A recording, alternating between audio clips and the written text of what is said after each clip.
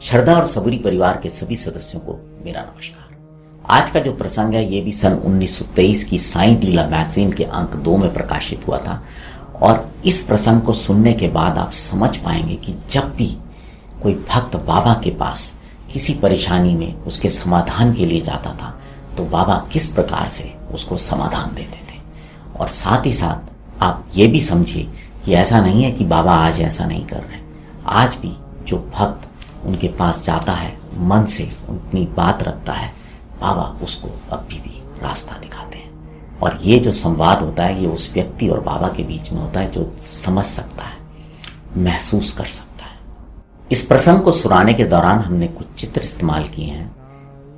हम नहीं जानते वो किसने खींचे, किसने बनाए, लेकिन मेरी बाबा से प्रार्थना है कि जिन्होंने भी इस काम को किया है बाबा उन पर और उनके परिवार पर सदैव अपनी कृपा और आशीर्वाद बनाए रखें, क्योंकि इन चित्रों के माध्यम से ही हम अपनी बात को थोड़ा बेहतर तरीके से आप तक पहुंचा पाते हैं। और साथ ही साथ बाबा से निवेदन करूंगा कि जो श्रद्धा और सबूरी परिवार है उसके सदस्यों का भी सदैव इसी प्रकार मार्गदर्शन करते रहें जैसे कि उन्होंने इस प्रसंग के दौरान एक भक्त का किया था। तो अब आते हैं आज के इस प्रसंग पर। शिरडी में अप्पा साहेब कुलकर्णी नामक एक राजस्व लेखाकार यानी कि टैक्स अकाउंट, जो टैक्स कलेक्ट करते हैं गवर्नमेंट के बिहाफ पर, आप वो समझ लीजिए, वो थे।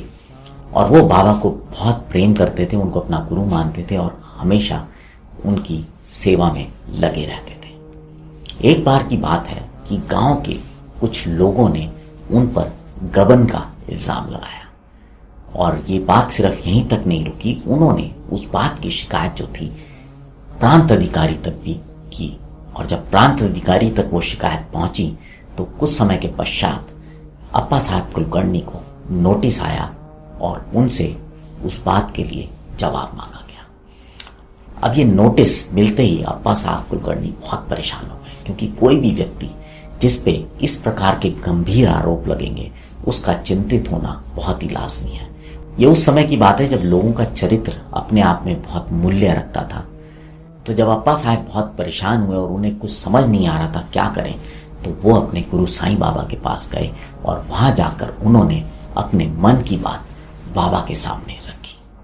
बाबा ने कहा, कोई बात नहीं, परेशान मत हो, तुम जाओ अपना जवाब दो, लेकिन एक बात का ध्यान रखना कि तुम निवास जाओ तो पहले मोहिनी राज जी के दर्शन करना और उनको प्रणाम करने के बाद उस अधिकारी को अपना जवाब देना।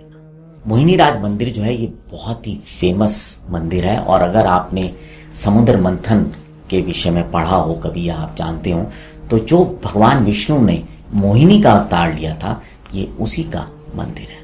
और इस मंदिर, हालांकि ये बहुत वर्षों पुराना मंदिर है, लेकिन सन 1718 में इसको दोबारा से बड़े रूप से तैयार किया गया और इसकी अच्छी खासी ऊंचाई और बहुत ही सुंदर इसके अंदर विग्रह हैं विष्णु भगवान के।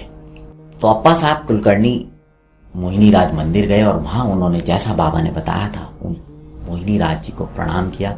और प्रणाम करने के बाद वो जाकर उन अधिकारी से मिले।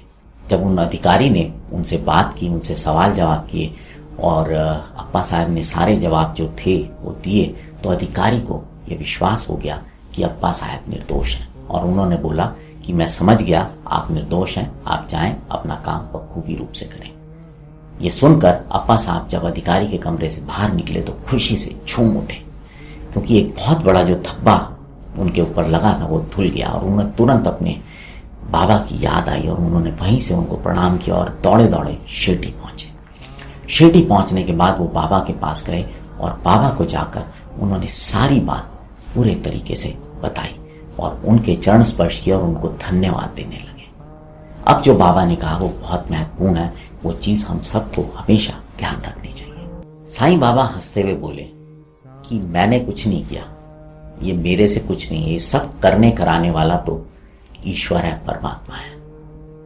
वही असंभव को संभव करने की ताकत रखता है, शक्ति रखता है। तो आपने सुना किस प्रकार से बाबा के पास जब अप्पा साहब कुलकर्णी अपनी समस्या लेके गए तो उन्होंने उनको समाधान बताया।